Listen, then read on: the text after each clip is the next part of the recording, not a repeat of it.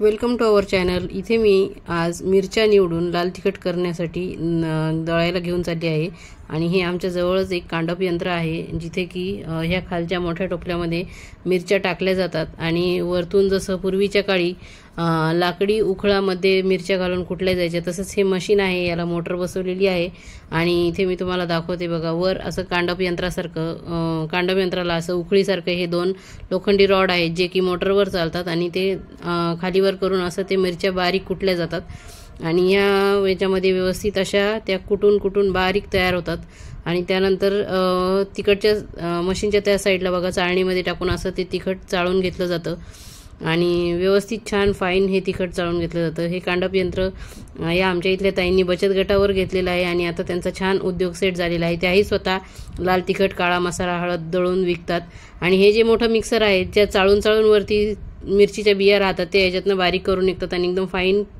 तिखटाची powder आपल्याला मिळते। कुठल्याही मिरचीचं बी किंवा मिरची वाया जात नाही। अशा पद्धतीने मी हे छान तिखट तयार करायला तुम्हाला आवडल्यास लाईक, शेअर, सबस्क्राईब करा। थँक्यू, धन्यवाद।